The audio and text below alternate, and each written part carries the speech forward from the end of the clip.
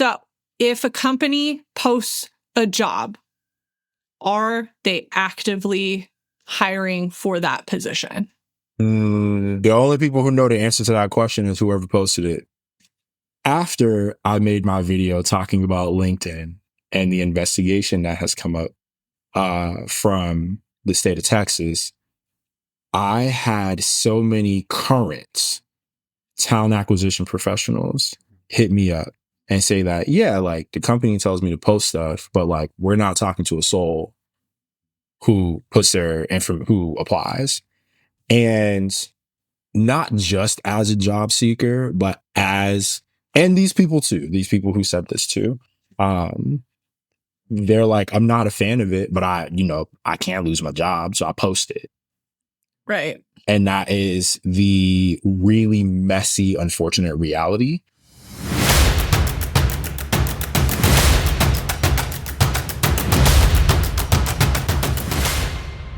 Welcome back to Control Your Career, the podcast that helps you navigate the workplace with more confidence and make intentional career decisions. I'm Julia Toothacre, your strategic career consultant, and this week we're continuing my conversation with Francis Tank Rhodes about why hiring feels so complicated right now. Last week, we caught up on Tank's job search, talked about some of the challenges he's seen in the hiring process, and started digging into some of the assumptions people make about how hiring works, including a pretty extensive conversation about applicant tracking systems and what they are and aren't doing with your resume. So you definitely want to go check that out if you haven't seen it.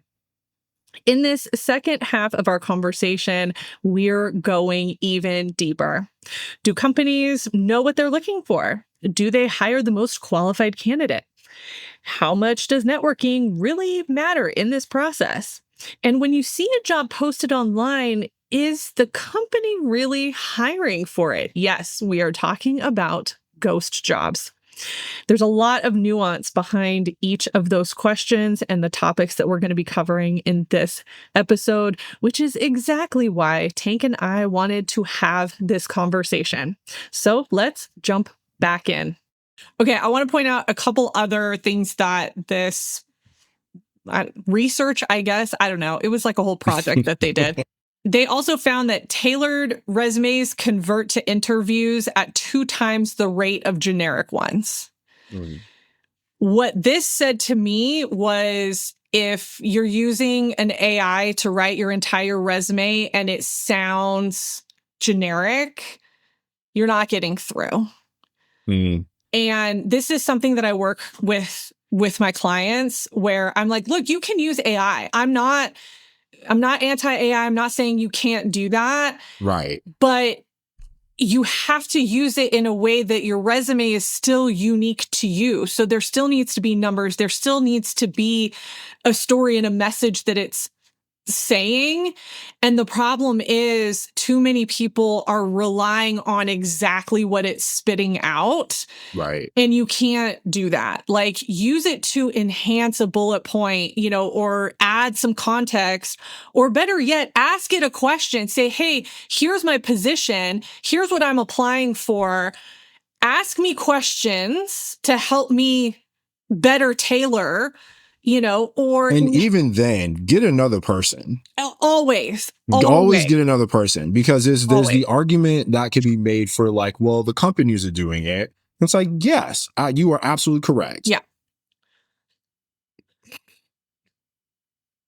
My fear with the direction that this is going is that we, not so much like, having lack of context even, that's a terrifying thought, but my fear is that this is going to be such a like increase in growth and misunderstanding of like how I need to behave versus what's expected of me in this specific context, that like hiring managers and hiring teams will just say that like, this is just blatant, whatever resume I get, all of them are lies.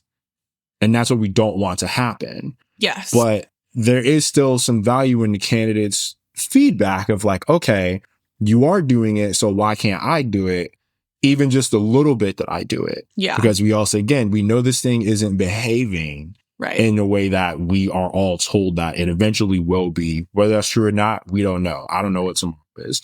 But the point is to say we get both sides, and there is a basic understanding of like how these things work fundamentally before we can go to critique it. And I've had my kind of, ebbs and flows of like, all right, I can see how this is useful. But most of the time it's not, because like my brain works and I could read. Right. Right. And I think, I look at the example of I'm a busy, burned out professional whose mind is not at 100%. Yeah. Because they're I'm tired. I have kids.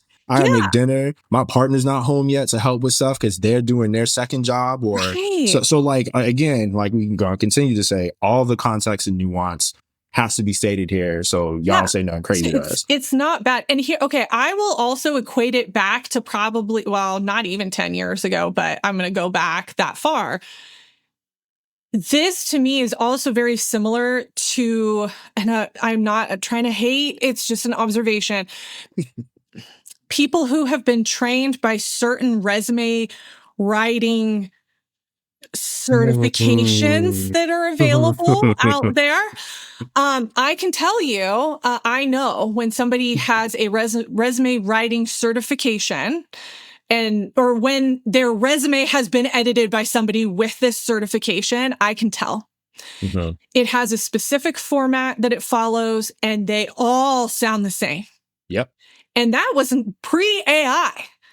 These were all people being trained to review resumes the exact same way. All of us who have identified as some kind of coach or something at some point definitely figured out how to put a link in our bio to download this free resume template. And almost all of them look the same. They look the same. They look the same. Again, goes back to, all right, well, we have this lack of diversity of identity and thought while also saying that like this is the thing you want, and not only not behaving that way, but not producing it either.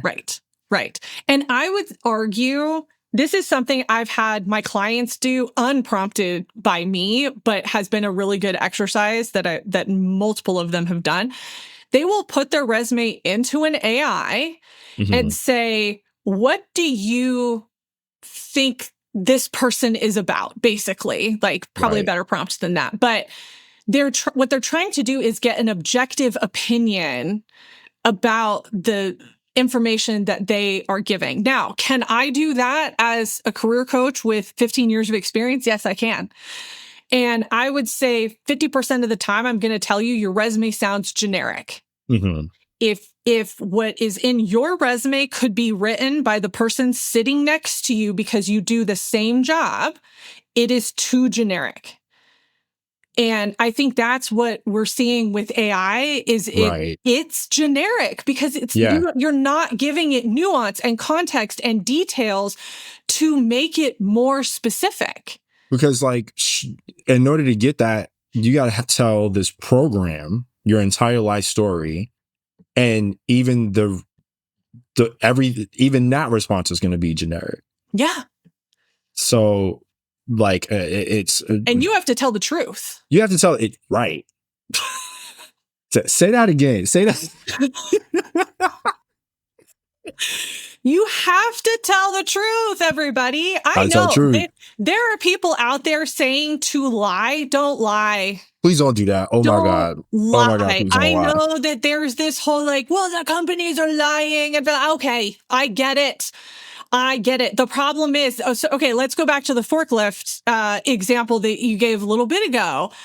Well, one, if you can't produce whatever certification that you got, that's red flag one. Right. Or if you fake that certification and now you go, right, and you do the job and you injure yourself, you injure somebody else, who's on the hook for that? The company. Right. And guess what happens? Now they're mad. Now we have more process in place and more things in place. And our And I hope you don't think you're going to clock in tomorrow after you knock over $50 million worth of product. Right. You don't now work there no you're more. getting fired. Like, that's my thing is you have no idea what the implications of you lying are. Now, Right. that's not to say, I know some of you have lied and you've gotten the position and you've gotten through it. Great. I love that for you. Yeah. That is I'm not going to be, if you beat the game, I'm not going to be a hater. But if you beating the game causes someone else's hardship, we have a colossal issue. That's and you're an not the person you think you are. experience. Yeah, that's one person's experience of it working out. What I don't know is maybe this person is exceptionally intelligent. Maybe they are really good at reading people. Maybe they're really good at learning things very quickly. Right. So that person was able to lie and work through it. But this other person isn't. You are not like that. Like, this you can is try. nuanced. A lot of us have tried in some capacity. Because, all right, there's a few creators I've seen kind of address the lying thing. There are certain things you can absolutely slide on your resume and like play it up a little bit. Because the point is to impress. But if I'm saying a bunch of stuff that... Are you talking about Mike's video? There's not even just him. Okay. He just did a video on this not too long ago. And I was like, this is the best video. I have said this before. He got dragged for it. Like, it was he got dragged in it for a number of comments. And then so many people stole that video word for word. I was like, oh my gosh. But this is what we're talking about, right? This lack of original thought. Oh, yeah. We complain about it with everything else and then go and perpetuate the behavior. That's not crazy? Yeah. Because it's driving me nuts. Well, and I will say, like, this is going to sound like a plug. It's not. I have a resume guide that I had recruiters look at and everything, but I've been editing and writing resumes for 15 years. Right. So I have this guide. It was created a number of years ago, probably like 4, maybe 5 years ago. And I talk about the things that you can get away with. And I don't say it specifically as like, here's what you can lie about. You know, that's the really clickbaity way to say it. But what I talk about is your titling, right? Does your internal title make sense to the external world? Right. And if it doesn't, then you need to change it to something that is generic enough that is going to get picked up the right way by a filter or by a human. Right. And that's not changing your level. That's not changing the whole thing. But sometimes we just get weird internal titles. And then you put that title somewhere on the resume, right? Like somewhere either underneath, in a parentheses, in a bullet point, whatever. So they know that you're not like lying about it. But I have had to do this with so many clients because they had terrible titles. They did not talk about what they actually did. And I have a very specific example in the popularity aspect of the corporate world. Gary Vee, and people who love or hate, I haven't seen him in a few years. I'm perfectly okay with that. If this is still a role at his entertainment company, he had a chief happiness officer. Yes, I remember that. Who the heck is that? And what do? If you send me a resume, it was like, I was a chief happiness officer. The best conclusion I can come to is you were a chief people officer, chief HR officer, right? But if I read the rest of those bullet points, like culture, maybe. Yeah, people experience, right? But if I read those bullet points and it reads like you were just like an event planner.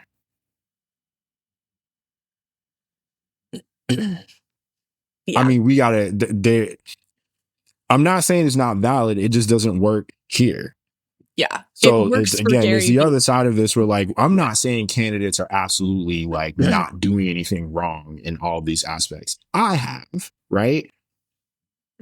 The other side of this is like, okay, how are we making this make sense to whoever's reading this thing? Right. If they get to it, again, we've had the pushback from hiring teams and decision makers where they're like, well, there's just too many of you. I have my own response to that. But yeah, like there are too many of us and you're not going to get your resume read. That doesn't mean ghost. We're going to keep saying that. But like that is what it is. I'm not going to know what a CHO is. Right. I have no idea what that means. Right. Right. Okay. I want to point out a couple more things from this report because, again, I think it's really important for people to see. One of the other things was 2-page resumes perform as well or better than a 1-page resume at every level. This is something that I have been trying to combat for so many years. And I get the most pushback from my students. So these are college students, juniors and seniors. And the reason that I get pushback from them is because a professional in their field or a professor who's not a professional in the field anymore and should not have an opinion on this tells them that they are entry level and they need a 1-page resume. And I'm like, well, first of all, you're applying to everything online, so it doesn't matter. We're not printing things out anymore. If you're talking about going to an event like a career fair, okay, maybe have a 1-pager, maybe, but I'm going to guarantee that the people at that event are not collecting physical resumes. They've got a QR code that says, hey, apply here and say that you were at this event. Right. Because we're not collecting paper anymore, like that's... You can't just roam into a place and be like, I want to work here now. Yeah. Everything is online in every industry, all of it. Everything. And if it's not through an ATS, it's an email. Right? If it's like a small company that does not have an ATS, you're still emailing because you can't manage paper like that anymore. And most people don't even have printers. Like, come on. Yeah. So that's happening. I had a student too that submitted a 2-page resume and said, I know that this is supposed to be 1 page. I don't know how to cut this down. Can you help me? And I'm like, sure. I looked at the resume and I was like, nope. Don't cut it down, because if you cut it down, you are cutting the pieces of you that make you unique, especially as a college student. Right. Because you're already being critiqued for not having enough experience. You're going to be, you are being classed as underqualified before these people, you even give them your information. Right. Yeah. So, and I've had this argument with hiring managers where it's like, well, yeah, this person just finished college like 2 weeks ago. So I'm not really sure why you wanted this to read a certain way when you're saying this is what you're looking for. Right. Again, like you were saying, the other side of that is, and there's a word you use, and it's, I say this thing all the time, words matter. Suppose. That's a very powerful word in a lot of contexts. Telling someone something is supposed to happen when it involves your livelihood, because working is your livelihood. It's the majority of it. That can get dangerous real fast. Right. Right. Okay. The other finding, which we've said in multiple ways, knockout questions, not keyword scanning. So I'm going to say it again. Knockout questions, not keyword scanning, are the main automated filter. Again, that's not to say the questions that you are answering or not answering in a particular way should or should not be there. We don't know that. We don't know what those are as candidates. And I can, again, being someone who's in these things on the other side and very familiar with it, like, again, there is probably someone pushing back being like, hey, I don't know about having this here. Because another thing, to go back to a question you asked earlier that I've seen a significant increase in, and I think this plays a huge role in why the drop is taking place and people who've just like given up looking. When you open an application now, there's like minimum 4 interview questions in there. Knockout. They're knockout questions. They're just an open-ended answers versus drop downs and multiple choice now. Right. And I'm gonna for those of you who know me well enough by now, I don't consider what I say controversial. I just want people to challenge themselves and put things into perspective. And if you don't like me for it, that's cool. I can't say that I agree with having at the very least, that many of them as an HR professional, as someone, a recruiter or hiring manager, all those things, because I get what you're trying to do. But the other side of that is I also know you're not reading all of this. Right. Well, they're using it as a filter. They're using it as a filter. But then, so again, this goes back to what if I'm a candidate that knows that I can do this job, but I come from a different field and a different industry, and I want to make this change, and I have transferable skills, but I don't have the exact titles. Right. And I technically don't have the exact experience the way that you framed it in the knockout question. Right. So I'm going to say, no, I don't have this experience, even though maybe you have a version of that. This is, so again, nuance, right? Right. I think this is what people are experiencing more than anything. And that doesn't mean that you lie. Right. Because there's going to have to be a verification at some point, because then if you don't have the experience, a recruiter's going to read it and go, well, they don't have this experience, and you're going to get rejected anyway, which is why now is not the time to make big career shifts, like lateral moves. Unless you have every kind of resource that's, you know, in place that makes sense for you to be supported in that transition. I did the first time. I do not have that now. Yeah. A lot of us do not have that now. Things have changed significantly in the last 4 to 6 years. Yeah.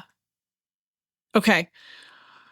Yo, we spent a lot of time on that one topic. I knew this was going to happen. And look, whoever is listening to this, I'm pretty sure, based on the conversation we've already had, that this is the second half of this podcast. Like, I think I'm going to cut it at some point, and you're listening to the second. Yeah. I'm pretty sure that's what's happening. We're not trying to hurt nobody. We just want to make sure everything makes sense. Okay, so I want to go into more of an opinion, common misconception, but I think one that you and I can talk about confidently. So this is, companies know exactly who they are looking for to hire. No, they don't. No, they don't. I'm telling you right now, they don't. Let me go ahead. No, they don't. And I'll tell you why. Because hiring would happen a lot faster and the turnover would be a lot lower. And in so many ways, people, again, you're frustrated. I'm frustrated. I'm pissed off. And your responses are valid. And the longer something like this goes on for all of us, the harder it is to be even willing to keep things in perspective. But it is extremely important. No, they don't. They have an idea based on a goal, team goal, company goal, whatever needs to be achieved. The amount of time that gets spent, even just having a conversation amongst peers internally on like what something should or shouldn't sound like. And we're talking about on the better end of this, like this company has great interview training. These people know how to talk to people and, you know, weed out what they do or don't need, all of that stuff. It can still take a significant amount of time.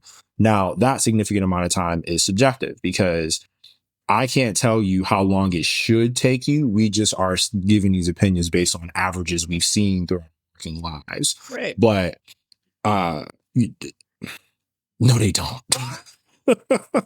And the ones that do, or, you know, because there are plenty that do, of course, there's it's almost like too far on the other end of that spectrum where it's very, very, very specific. When I was at, when I started my HR career, I was a recruiter at an agency. And I had a client who like wouldn't hire people who didn't go to certain institutions for a role.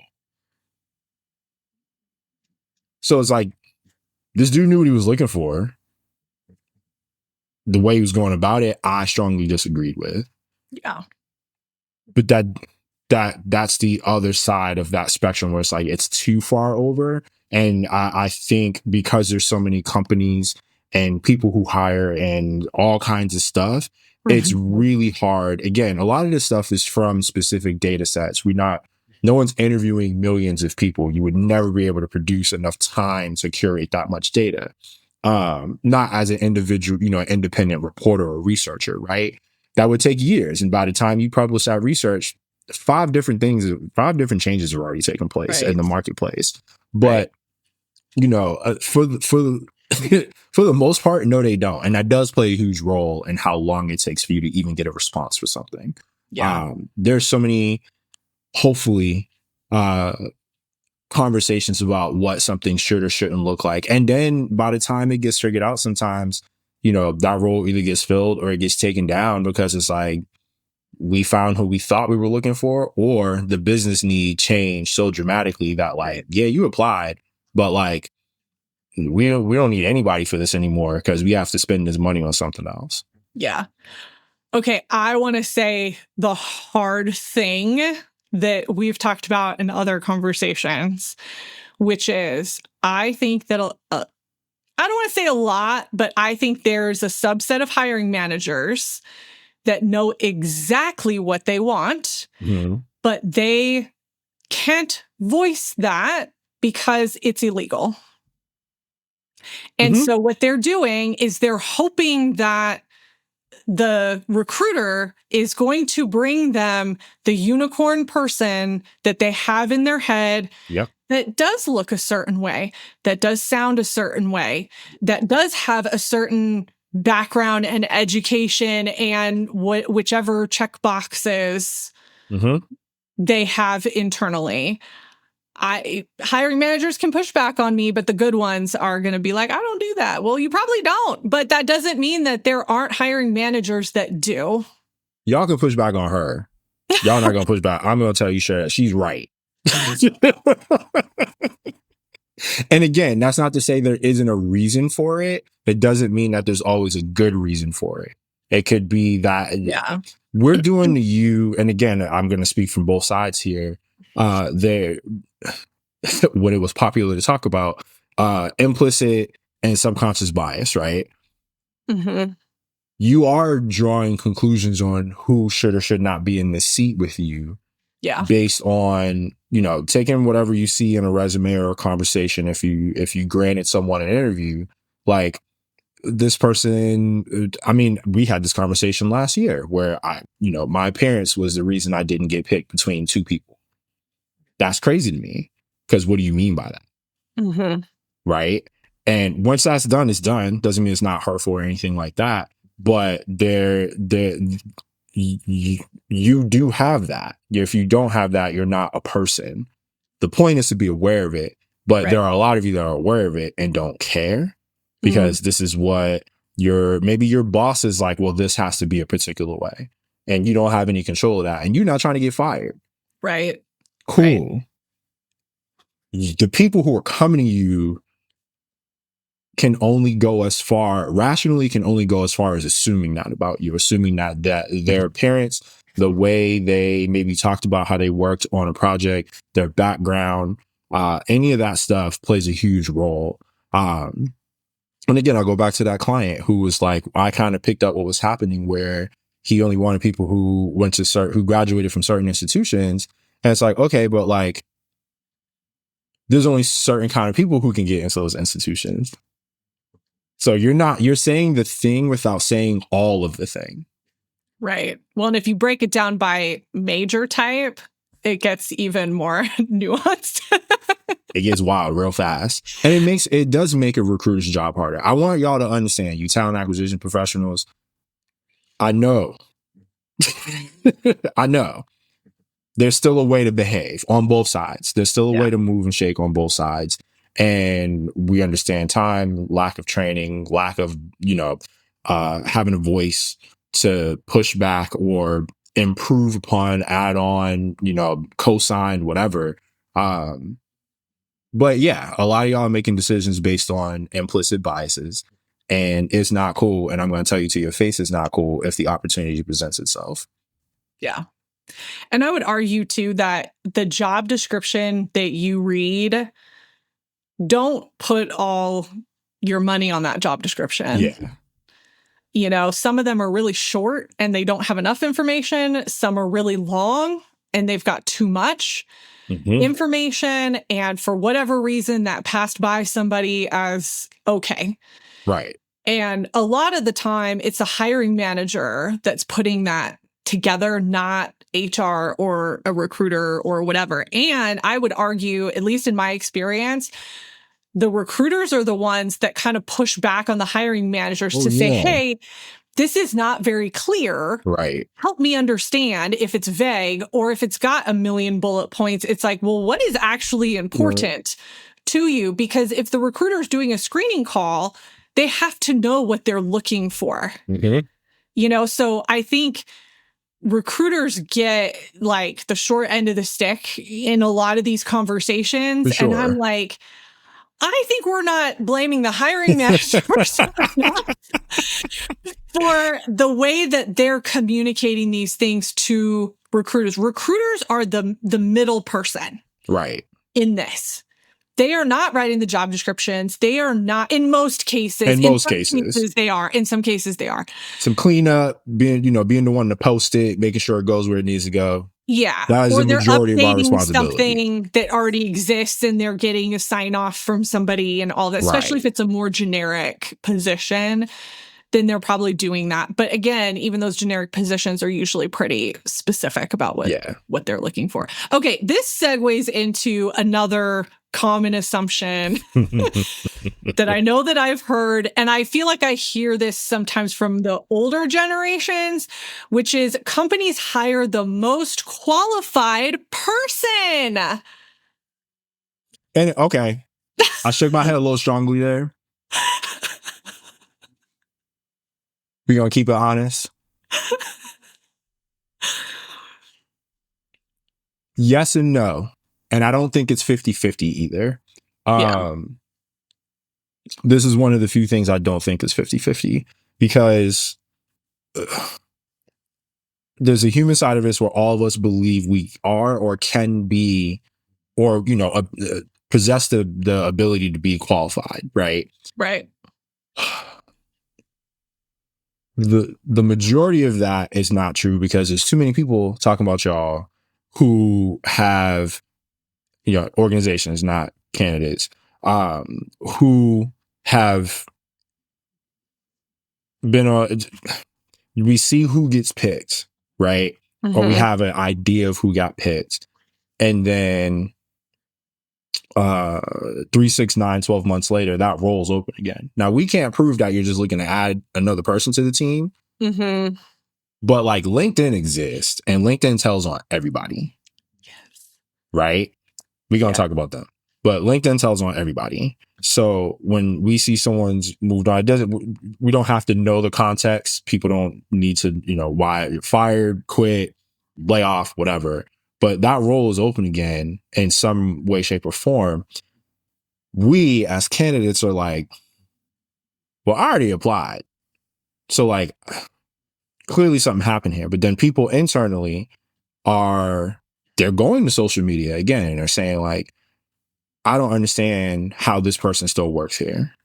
I don't understand how we've made this decision. I don't understand why I'm suddenly the person that can't make a certain part of a project or workflow make sense.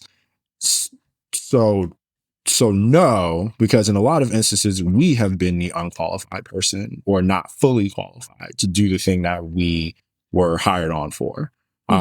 That's because no two companies operate the same, even for the same position. Right. So, just like the previous topic of, people know what they're looking for. No, they don't. And no, they're not always hiring the most qualified person. Because then if that was the case, we can't have the conversation we were just having about discrimination. Yeah. That completely nullifies that, and that is disingenuous. Yeah. And this is kind of the old school, like good old boys club mentality. And it's not, we use that phrase, but it happens across genders, across races, across where you're from, across, it happens across everything. If you have the right connection to the right person, and whatever, look a certain way, sound a certain way, have this certain very specific experience. It's like the people that are like, oh, I'm ex Google, I'm ex Meta, which I'm like, that's like, there Fine. are people that only want to hire people from the big tech companies. So I get it. I get why they do that, but it's the same idea. It's still a bias Right. that exists. Why is that person that worked for Google so much better than the person that worked at this other lesser known company that did the same job, maybe even more so? More so. Like Yeah. it's interesting to me. Yeah.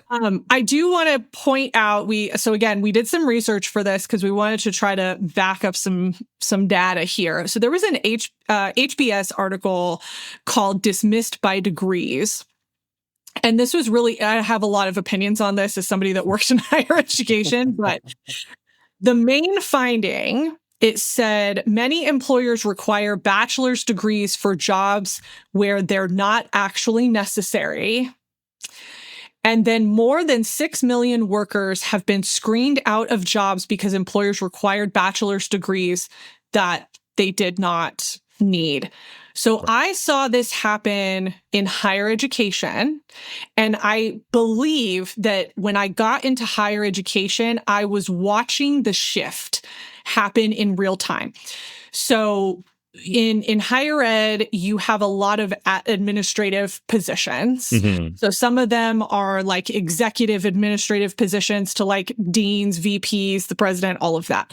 Right. That's its like own thing. And then you have more of your like school level admins and all of that. And I watched in multiple institutions that I was in the transition from administrative assistants who were predominantly women of a certain generation who did not have any kind of formalized education.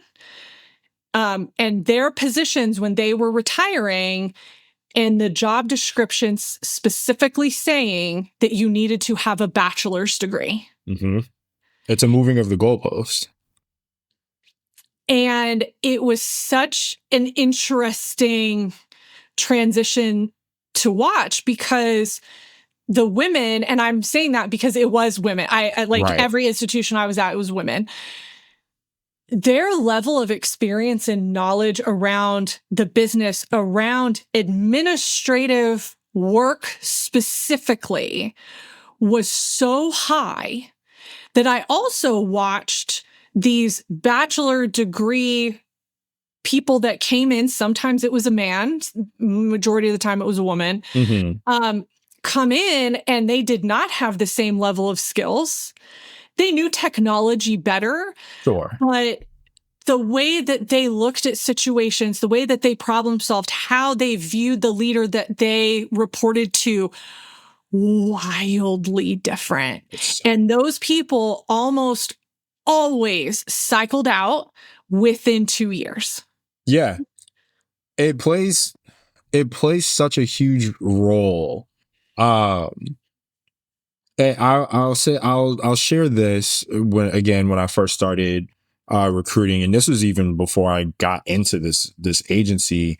The person who led me into this or brought me on was actually a retail manager of mine years before that. And I remember when I quit my last retail job, and I'm in like month 3 or 4 of just working temp jobs and whatnot around the city. And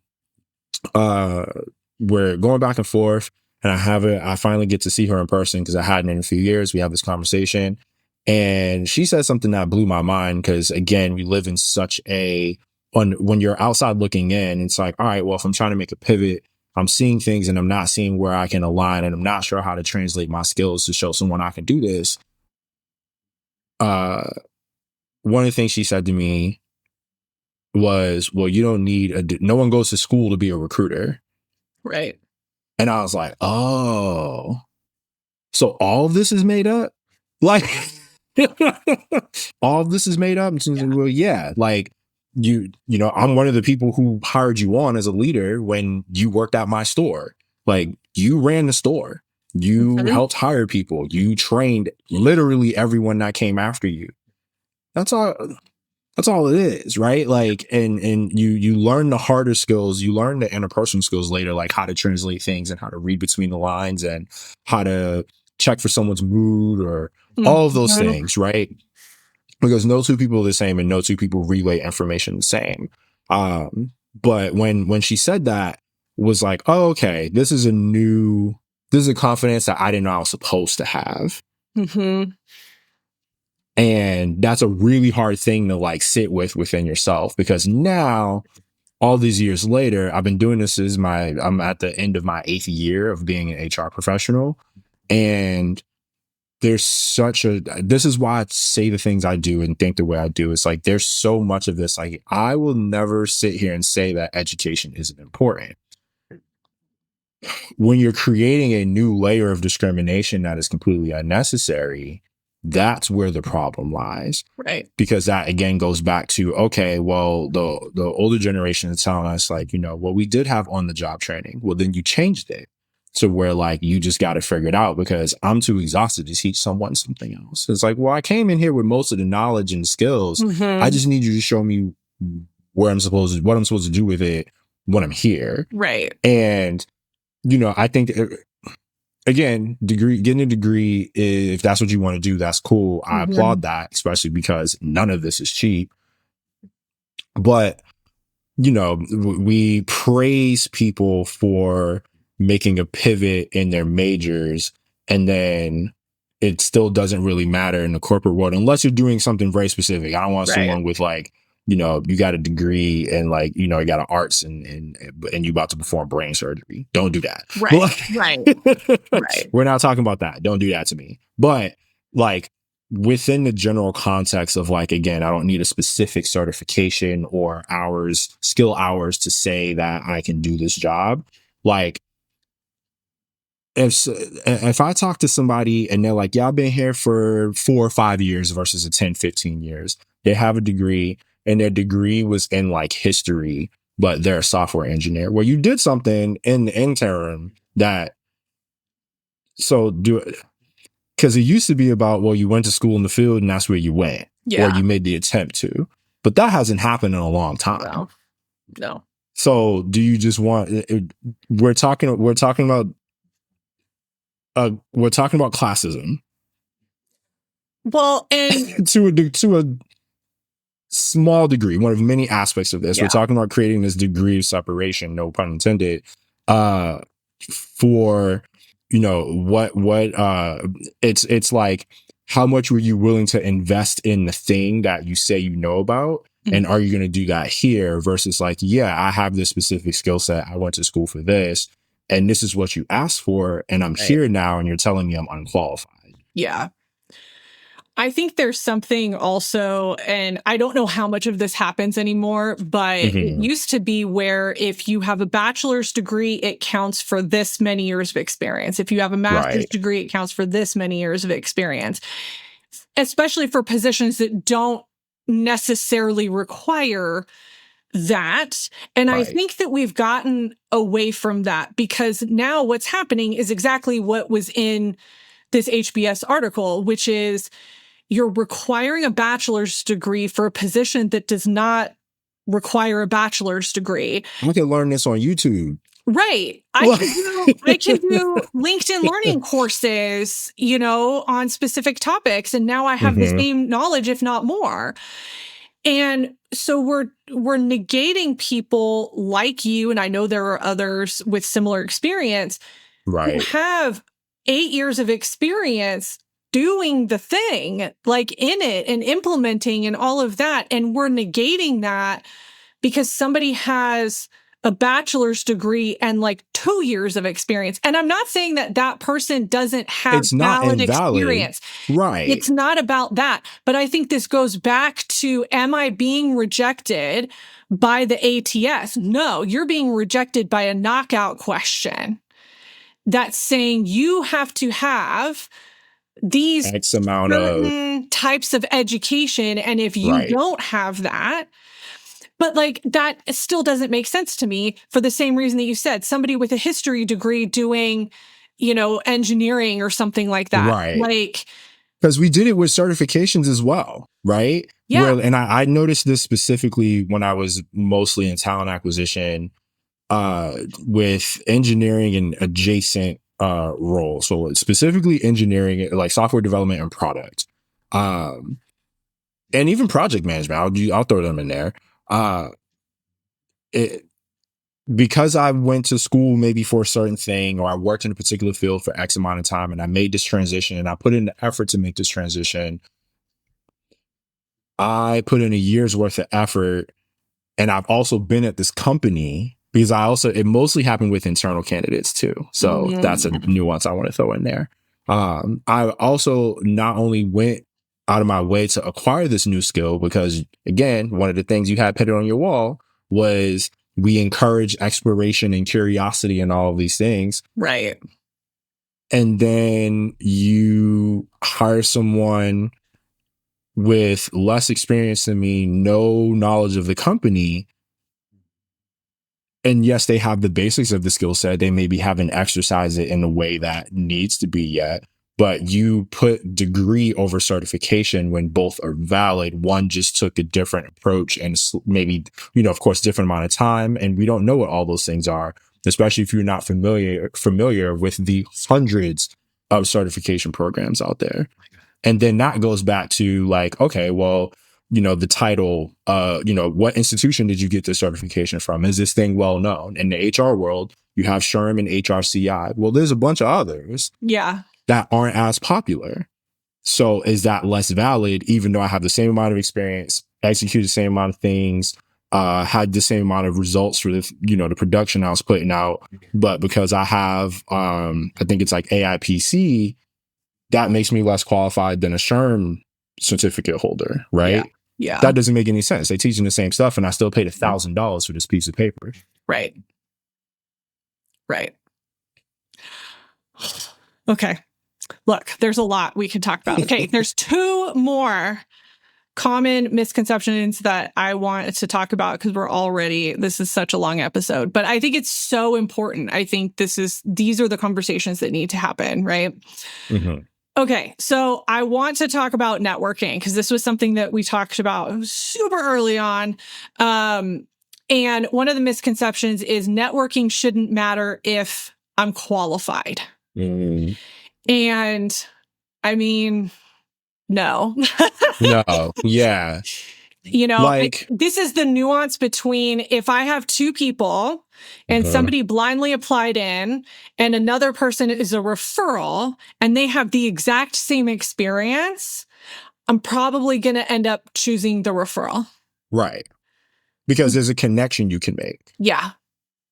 And even that, we can talk about how it's based on trust and all the other things and tenure and all the things that play into, your referral, making it, into the company, because it is just your friend, right? Like we can't sit here and say it's not a friend. This is your friend. Networking absolutely still matters. I think what's getting lost in that particular part of the conversation is that one, again, networking doesn't work the same for everyone. And the people who have the capacity, privilege, whatever, to pick and choose whose DM they open, accept, whatever, right. They're well within their right to do that, again. But at the same time, those same people can't complain about what's coming to them because you do have people coming to you. Networking, I think we've had enough conversations about how networking, what it is and what you should do. Yeah. We need to talk about the biases within networking because that's where the shortcoming is. And again, when it was popular to talk about this within the context of DEI, there was many a conversation about how people need to diversify their networks. Well, a lot of people took that as, well, I'm just going to look in different industries, not like, okay, my company is based in this city, this part of it, whatever. What community resources are available for me to tap into that, one, I can prove that I'm here for a genuine reason and I want to contribute. I do think there absolutely should be a community aspect, and not just for the sake of a tax break, but for the sake of you put this giant building or office on my block. And you're here now, and people are walking by this thing every day who look very different and behave very different than the people who are walking in and out this building every day. And we're going to have a call out. When I was working at One Financial in Boston, I saw how a lot of y'all was looking at me when I walked in that building to go to the 20th floor every day for a year. You're not, I see you, right? Yeah. People see that. And the more we pretend that we're not seeing that, the worse this continues to get. So networking absolutely still matters. In a lot of cases, it matters more, but we have to understand that within that, it matters more because people are being very specific about who they network with. You cannot prove that it's for a bad reason, Right. but to act like it doesn't exist is where, again, we create a layer of just not being authentic about what is happening here on the other side of that. Everybody's choosy about who they want to be around. And how are you being choosy is the conversation that has no longer happened on a larger scale. Yeah. Yeah. Mm-hmm.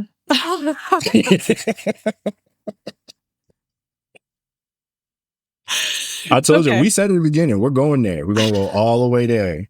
Yeah. And this is, so again, nuance and context, right? This is such a nuanced conversation for everything that Tank just said. And I think that people think that networking is a magic pill. Right. And this magic potion, well, if I just get to the right person, then it's going to happen. If I just cold DM this person and they connect with me, then I'm going to get the thing. Look, that could happen. It depends on the person. Depends on the person. I got a lot of unopened emails in my LinkedIn inbox right now. Yeah. We got a lot of people in there who I'm never going to hear from. Yeah. Like I remember early on in the podcast when I was trying to recruit more, I'm going to say like average professionals that are not constantly doing interviews, right? So it's your more like mid-level average person. And the amount of messages that I sent, because I looked at their profile and I was like, oh, you have an interesting title, or you work at this like really cool company and I'd like to hear your experience, or whatever it was. So many of those went unanswered. And I was shocked because I was like, one, you're not checking this. Why do you even have a profile on here? Right. Two, I'm approaching you with an opportunity that is going to benefit you professionally. To come onto a podcast and talk about yourself, your experience, your whatever it is. And you can now use that as marketing for yourself as a professional. And now when somebody searches your name, guess what's going to come up? My podcast. Episode gonna come up. Hey, they gonna hit Julia up and be like, hey, this person was on your media saying a bunch of stuff. Yeah. What can you tell me about them? Let me tell you, I know when somebody from a past episode is like on the hunt for a new position. Do you want to know why? My Google search analytics line up with their name. Yep. And I know that they are putting feelers out and people are Googling them and searching them, and their episode with me is coming up. Right. You know, like it. And look, shameless plug. If y'all make it this far into the episode and you go check your LinkedIn inbox and you see my face, because this is a very distinct look, and you ain't opened that email yet, it would be really nice if you did. Even to tell me no. Just say no. Or you ain't got to put me on or nothing. But I hit you up. Yeah. For real. Okay, I want to highlight some research that was really interesting to me that we found as we were, putting this episode together. So there was research that was done back in the 70s, okay? And I know I am the first one to say we should not be looking at research from the 1900s, from that far back.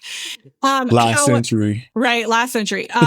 But what I want to do is compare it to now. And that is the interesting part. So this was a study by somebody named Granovetter, and he found that 56% of professionals found their jobs through personal contacts who were acquaintances, not close friends. Okay, so this was back in the 70s. And I would argue that's good old boy club behavior right there. Because you needed somebody's phone number. There was no email. You needed somebody's phone number and their house address and their work address. This was some serious work you had to put in back then. And you had to memorize all three of those things. Oh my gosh. So then 50 years later, LinkedIn does research, and LinkedIn does a ton of research. So there's so much out there based on the data that they have, where they analyzed over 20 million users and found basically the same thing, that weaker ties created better access to job opportunities than a stronger tie. And so that to me is so interesting. It is. Because what does that tell you? Your BFF is possibly not the one. I made a video about this. I made a video about this last year. I said, I don't remember. We need to resurface that. I'll make a new version of it. I gotta remember. I'll find it. But I made a video about this, and I called out that some of y'all people not really your people. Yes. Okay. I remember this now. And in whatever capacity that looks like for you, right? Right. I had a very personal experience with this last year leading from the year before, where I thought what I thought, and I was very wrong, even though this was a long-standing relationship, like the homie. And as things started to kind of, deteriorate, not between us, but just like in my struggle of looking for a new opportunity, whatever, your super close person has a very specific POV and even like a timeline for when they think you should have been good already. And I think there's a lot of positive to that, because there's one side of it where it's like, all right, cool. Like, I know you can do it. You told me all about your thing, whatever. But this kind of ties in one of the many social conversations around like relationships, specifically platonic ones, where for a while it was a trend to be like, well, I don't know what my friends do. Like, my family doesn't know what I do. Things like that, right? Yeah. And it's like, well, we can, people love to talk about themselves, but most of us don't. Most of us feel like we're droning on about our experience or something cool we did or whatever. So we're pulling, one side is pulling back because they don't want to sound pretentious or, know-it-all, whatever it is they're feeling. And then the other side is pulling back because they're like, well, there's not really, this is what they're doing isn't something that I'm curious about. So like, I don't really feel the need to ask a bunch of questions. I have told this story too. Yeah. I watched this happen to me and was like flabbergasted. Right. And I went from that, and I told people that I was like, there are people playing in your face. And, everyone that you think they're talking to, they're not. Or if they are, they're talking about you in a very specific way, or allowing someone else to talk about you in a very specific way. Yeah. And they have a perspective now that is less inclusive of what they know about you and more about what the world is saying about you, even though like you have a deep tie to this person. Yeah. I mean, that is absolutely a thing. And I think what LinkedIn tells on everybody is, you can see your mutual connection. So people are going to ask about you on the back end, right? People hit up random strangers that they just see in your network and ask about you. It doesn't even have to be close to you. Yeah. But that's very, very true. I've watched it happen to so many of us, where it was like, yeah, I thought like this person was going to put me on. Like they I told them what I did in a little bit more detail because Mhm. we're friends or we're related, whatever. And, the response I got was, to be frank, standoffish. And it Yep. was not what I thought I was going to get. And then there's the added layer of like, well, again, one of the many directions it was coming from, and in so many words and behaviors where it's like, well, you're trying to take the easy way out by trying to lessen your workload. That's what networking is, to Yeah. not do this by my damn self. Yeah. Yeah. That's the Yeah. whole point, right? Yeah. And I think that's the point, is to not do it by yourself. And the other side of that is like, this person was, again, really close to you, and they kind of opted into, this has been going on long enough. So like, you're the only person doing something wrong. It's like, well, you didn't put me on like I thought you said you were going to do, because you volunteered this. I was going to ask. Yeah. Hold. Yes, I am still interviewing Tank. He brought me food. Oh, Did you think I was done? I think it might be if you started at 11. Oh, nope. We have a lot to talk about. Okay, Dan, make sure you cut all this out.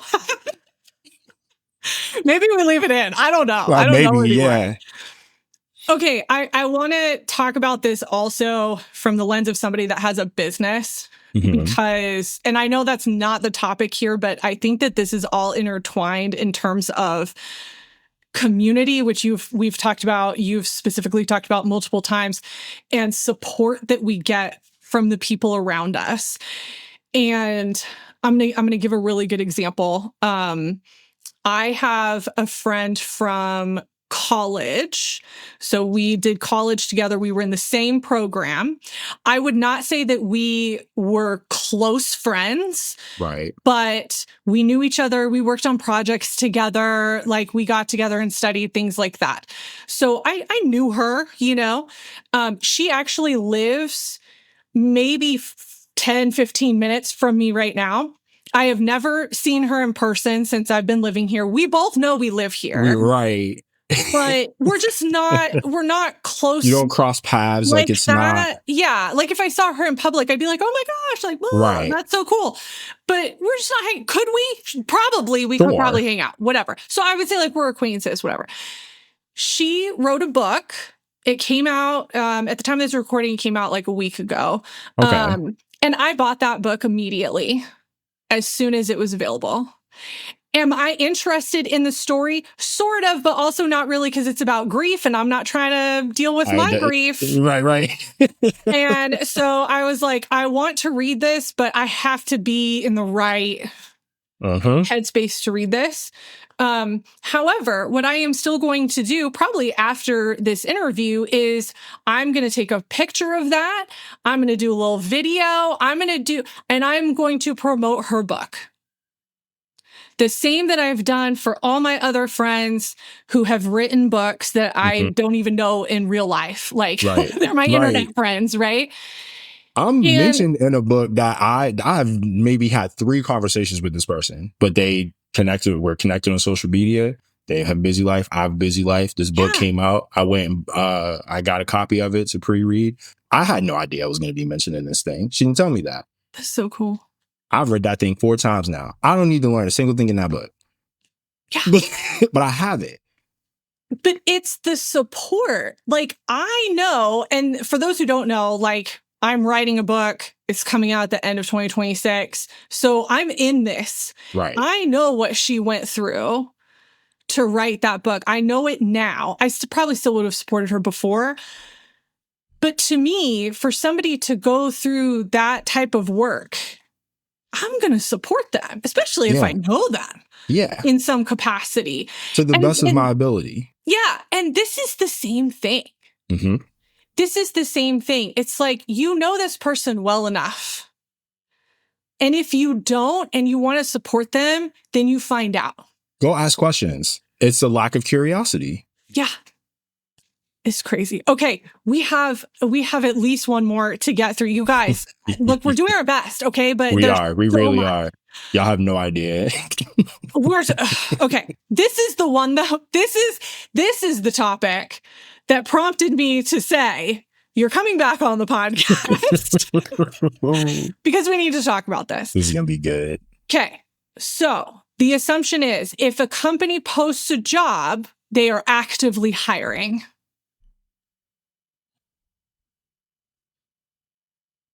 And we are not, okay, let me qualify this. Hold on. We are not talking about applicant pool posts and positions. That's not what I'm talking about. Those are usually on a company's website. I don't really see them out in the world, but they're on a company's website and it says, this is an applicant pool. You can apply here. Application. It's general, and they're constantly collecting applications for this type of position that is likely a high turnover position. Right. This is not what we are talking about. So if a company posts a job, are they actively hiring for that position? The only people who know the answer to that question is whoever posted it. Right. And this is probably going to be the hardest of all of this, because after I made my video talking about LinkedIn and the investigation that has come up from the state of Texas, I had so many current talent acquisition professionals hit me up and say that, yeah, like the company tells me to post stuff, but like we're not talking to a soul who puts their info, who applies. And not just as a job seeker, but as, and these people too, these people who said this too, they're like, I'm not a fan of it, but I can't lose my job, so I post it. Right. And that is the really messy, unfortunate reality that statement is not true, unfortunately, in this window of time in the market, the majority of the time. Now, we can also, again, give added nuance, context, whatever, that like, okay, they are actively hiring, but they're not in a rush to hire. That is different. Right. They are looking for someone, but that thing is left open to be, again, these people don't always know what they're looking for. It's going to change. Like you said, it's going to be a temporal, it's going to be contract. There's a lesser need, but there's a lesser need for a broader range of time for someone to stick around. But the intensity of the requests for the skills you have are still that, if not more, as time goes on. I think what ends up happening here is, again, another kind of, I want to say minimal, but just like not full understanding of how job boards work, especially platforms like LinkedIn, where I'll give people the workflow more or less who maybe don't know what it looks like. Applicant tracking systems, most of them have the ability to integrate with another job. LinkedIn is usually the primary one, because especially if your company has a LinkedIn page, it's easier and slightly cheaper than, if you don't have an applicant tracking system because your company's not there yet, or you don't have a team that implements it, whatever, then posting a role one by one on LinkedIn where you got to pay a couple $100s for whatever. And both of those things require a budget, but they're very different because the approach is different. LinkedIn, in my experience, takes about 24 to 36 hours to have that role feed from the applicant tracking system onto LinkedIn's job. It also takes just about that same amount of time to no longer exist when that role is closed. There are a couple things that happen, because I have been guilty of this, where you take the role down and maybe you forgot to click the option to have it removed from said job board. It's still quote unquote a ghost job, but that was an accident. To candidates, though, that doesn't matter. because they're like, well, and I still have all my alerts on. I have been seeing the same roles pop up for the 13, 14 alerts I have set up for almost a year. That's crazy. Almost a year. I get it. They show up between Tuesday and Thursday from 5 a.m. Tuesday to almost midnight on Thursday. From LinkedIn, Built-in, Indeed, all three of them. And they're the same spots I have seen for almost a year. So, between the news 2 weeks ago, that I have a personal problem with being under the radar in the way it has, with Attorney General Ken Paxton being like, hey, we have a conversation about this. And then what was announced yesterday, which I actually didn't know was a lawsuit until I saw that update about the lawsuit yesterday. That was the one in California, right? Yeah. So this lawsuit is essentially kind of like it's a catalyst for what Ken Paxton wants to investigate, right? Because the original lawsuit is how LinkedIn may have violated antitrust laws with monetizing communicating with people and their settings and access that you have to that once you pay for it, not giving you full access or withholding certain aspects of being able to connect with people, which is the whole point of the platform in the first place, right? Ken Paxton is investigating the second layer to that, where it's like, oh, well, and I'm making the connections here. Y'all can go read both of them articles yourself because I have them linked. What Ken Paxton is looking at from 2 weeks ago is, okay, well, people are paying $40 to $70 a month for LinkedIn Premium, and I'm gonna add my personal experience to this because I have been talking about this for 4 years. I stopped using Premium a year ago, and there was no major difference in what I noticed between paying for it and not paying for it. And a lot of people are saying that. And a lot of people stopped paying for it before that or never bought into it because they didn't feel right about it in the first place. Yeah. The only other platform that is a social media platform that I'm aware of that you have the option to buy into for more buttons to push and ways to connect is Twitter. I'm calling him what his daddy named him. Okay. That's the only one that's like, hey, you gotta give us some money if you want these extra things, you want to be verified, whatever. But you actually get those things, right? Because at the moment we don't have proof that there is a verification process beyond confirming that there's a legitimate technical connection between a company and the job they're posting on the platform. Beyond that, we don't know if there's like a team or something, a task force, something in place to create a sense of accountability for companies that are posting these roles. Because I think the other part too is like, okay, there's one side where it's like, all right, well, the companies are the one posting the job, so why don't we go after them? There's a missing connection here that I think people are just like, well, I finally got proven right, so I'm just gonna stick with this.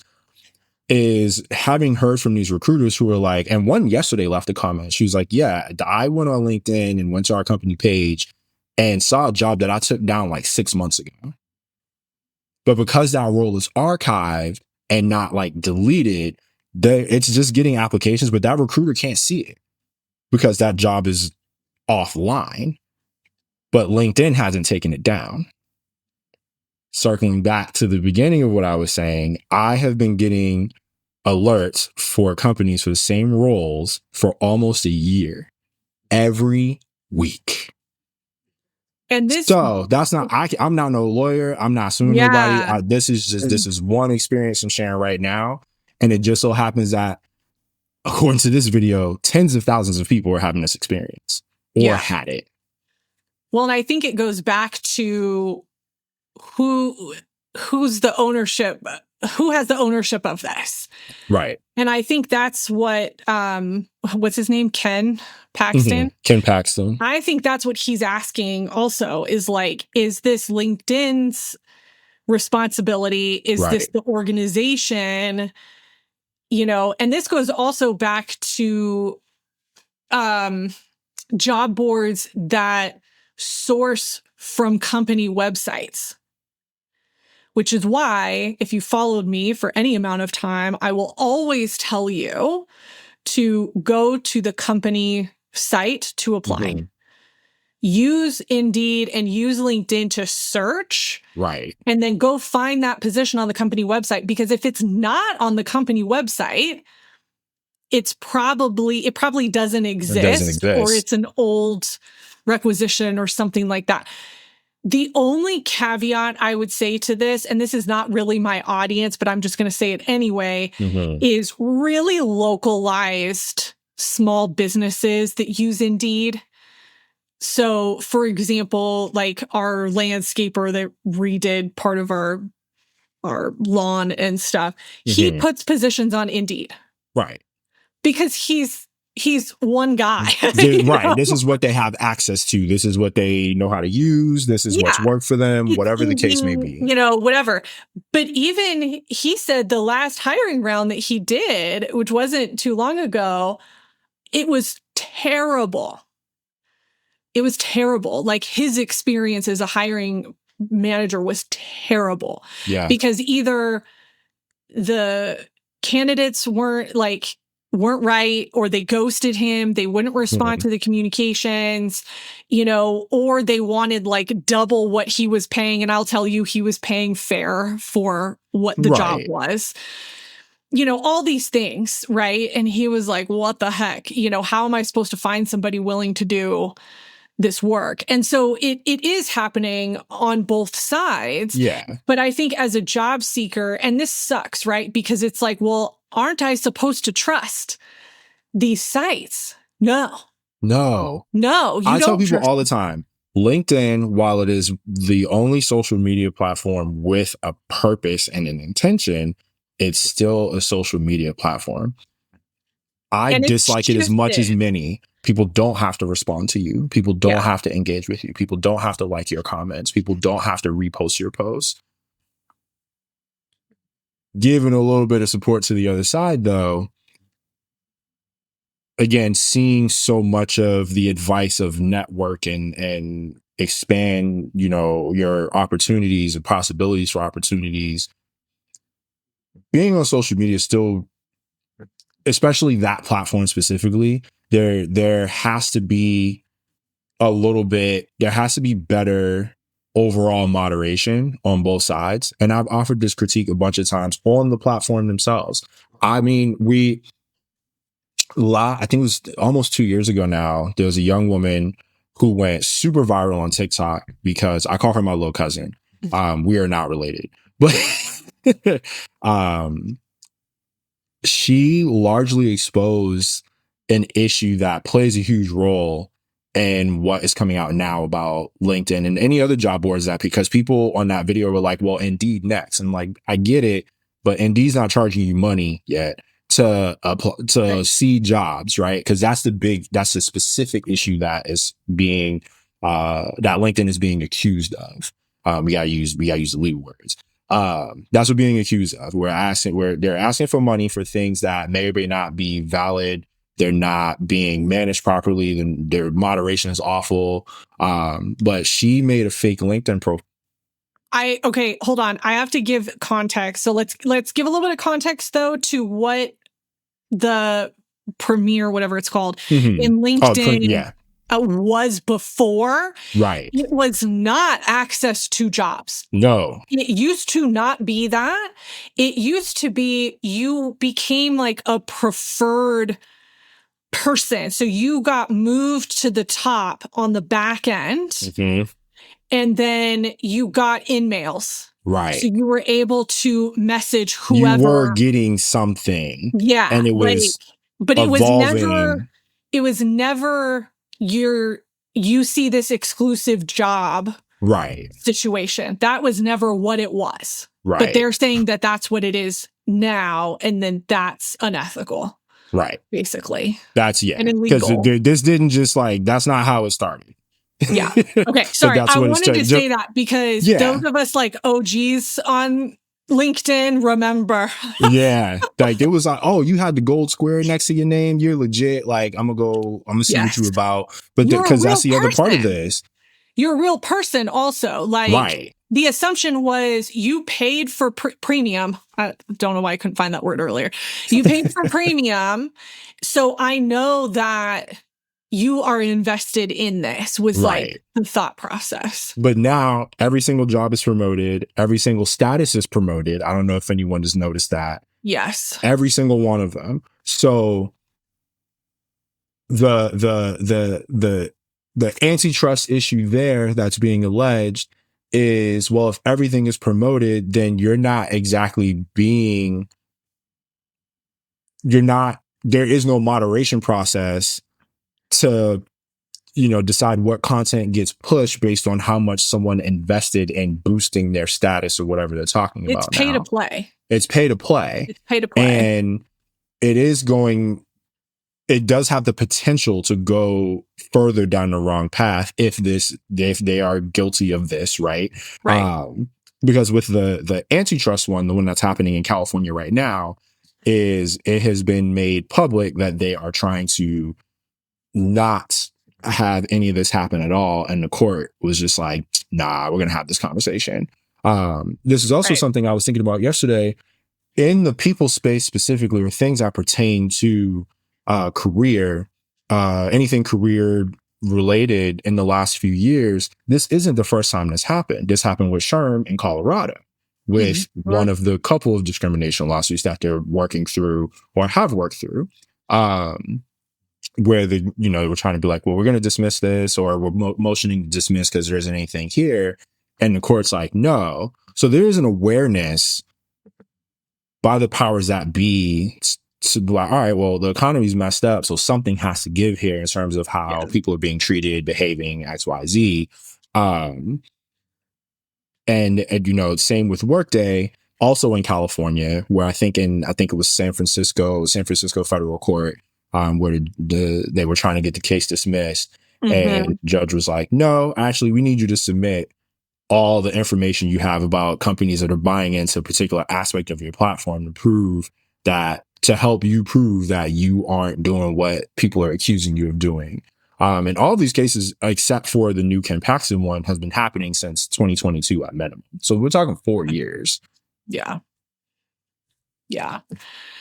I think at the end of the day, this is a thing and it's coming out and it's evolving, and we need to pay attention to it because it's going to impact social media. Like, it's going to impact LinkedIn, obviously, depending on There's already wrong information that's coming out, because people are feeling I feel so. People have reached out to me and be like, how did you know you were right? And I'm like, I still kind of don't. Like, yeah, I've called out a lot of these things, but like, I'm not Jesus. Like,